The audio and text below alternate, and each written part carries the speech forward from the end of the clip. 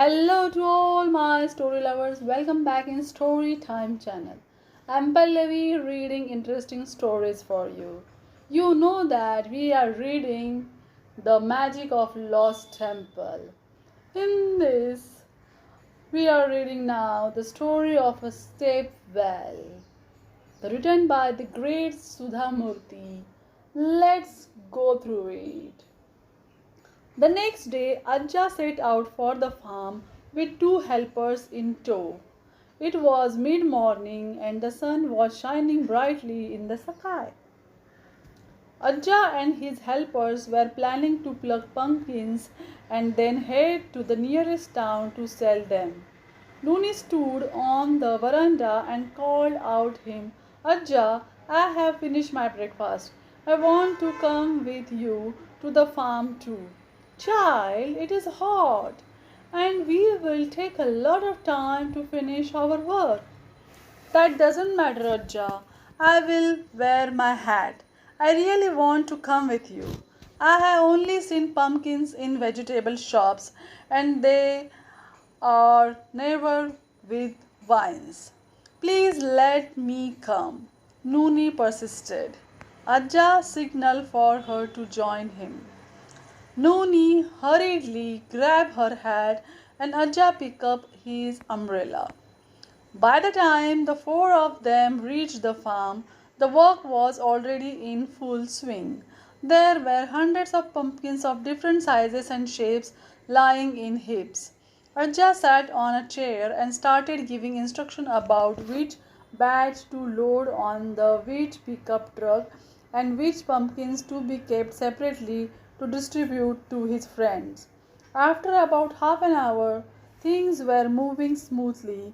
Nooni started talking to her grandfather. Aja, do you know the story of Somnaika and the maidens that came down from the moon? Aja smiled. You must have heard this story from your grandmother. Is it true? Is that really how Somanhalli got its name? Do you think that there is a well somewhere under the ground, maybe even below the farm or our house? No, that is all hearsay. I only know what our ancestors have told me. And what did they say? Tell me, Ajja. I am dying to know. Ajja barked a few more orders and began his story. Long, long ago, there lived a handsome king named Somnaika. He was brave, kind, and courageous, and very generous. His kingdom lay in the delta between the rivers of Varada and Tungabhadra. There was a thick forest around the area, and many wild animals lived there. Sometimes they would enter villages and scare the people, destroy the crops, and eat the cattle. After a number of such complaints and no improvement in the situation, the king decided to hunt these wild beasts himself. 2 days later, he went hunting on his horse with his soldiers by his side. Soon he had left his soldier far behind and lost his way. While searching for a way back, Somnaika came across a hut where an old man was dozing on the veranda. There was nobody else around. The king got off his horse and waited for the old man to wake up. After some time, the old man opened his eyes. Somnaika gently questioned him. You look a little unwell. Are you feeling all right? The old man shook his head. Isn't anyone here to take care of you? The king asked. This is my home and I am all alone. I have no family. Actually, I was planning to go to the Kashi, but I fell sick, so I decided to stay back. Kashi is very far. Why do you want to go there? It doesn't matter. I won't be able to go in my current state of health anyway. Somnaika introduced himself. I am King Somnaika. Come with me. I will take you to my kingdom and make sure that you receive the best treatment.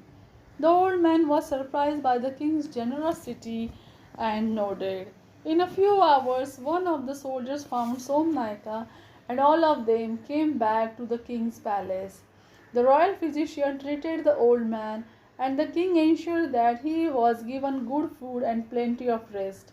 The old man recovered completely within a month, and when he was fit to travel, the king called him to his chambers and said, "Here is some money. Take it and travel to Kashi. Use it to fulfill your desire." The old man laughed. "I don't think I need to go to the Kashi now. Maybe I can go what I want right here."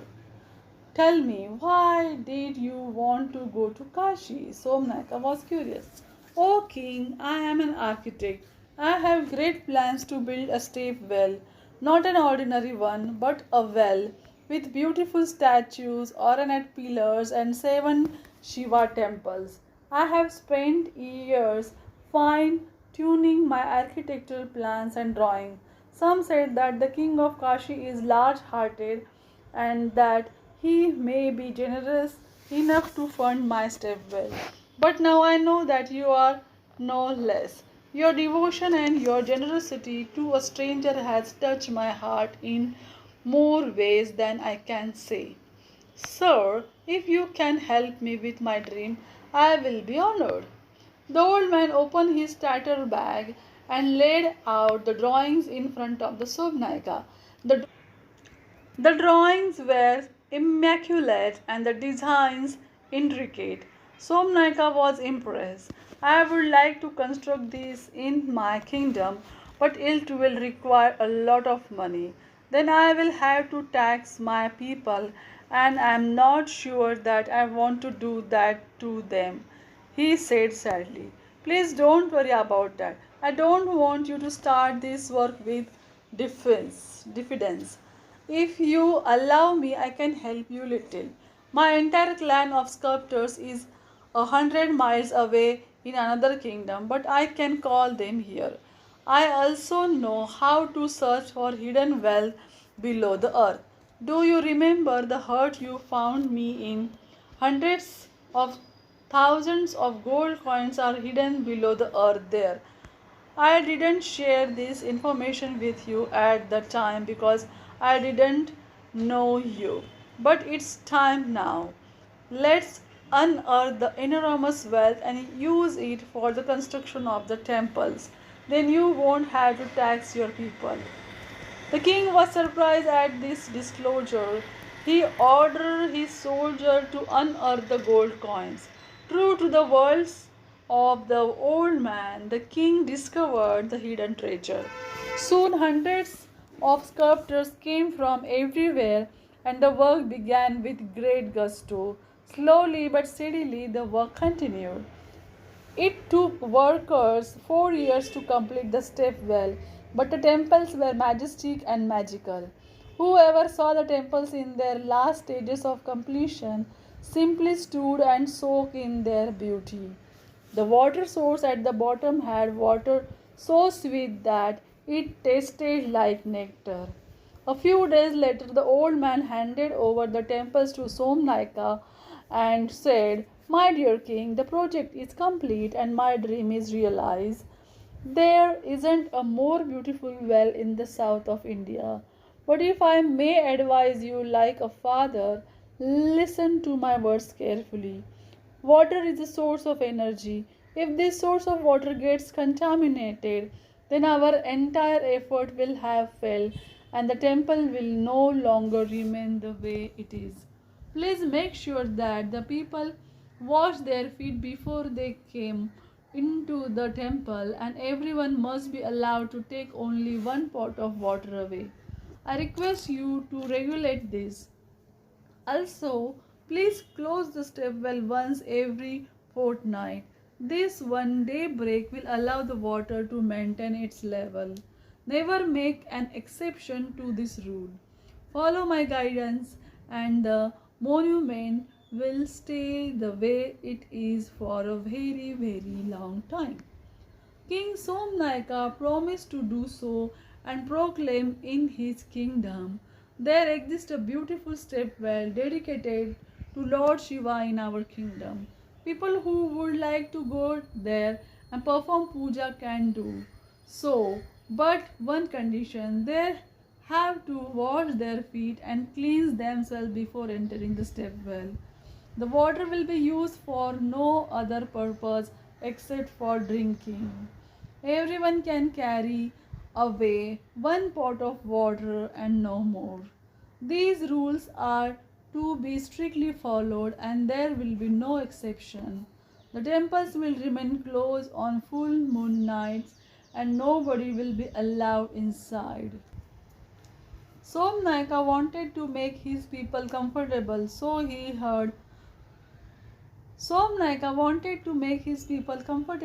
he ensured that there was another water body for them near the step well. People could bathe there, change their clothes, and then enter the step well.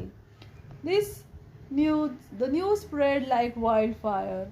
People came from all over the kingdom to see the architectural masterpiece and pay their respect to Lord Shiva.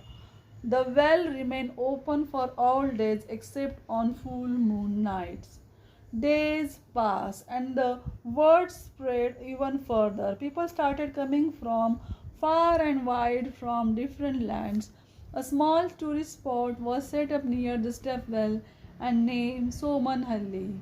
Despite the increase in number of visitors, the well was kept clean and guards monitored the well and the activities during the day. Vigilant officers were hired to take care of the premises at night. Months later, the king was blessed with a baby boy. He was named Shashi Shekhara. Years passed, and the prince grew into a young lad. Though he was smart, he was rather arrogant. One day, the king decided to go for 3 month pilgrimage with the queen to North India and handed over the reins of the kingdom to his son in his absence. The king told him, "My child, you are the future king. You must learn as much as you can from your own experiences and from observing others' lives.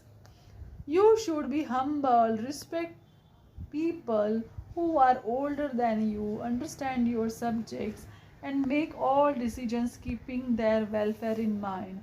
Only then can you succeed and become a great ruler."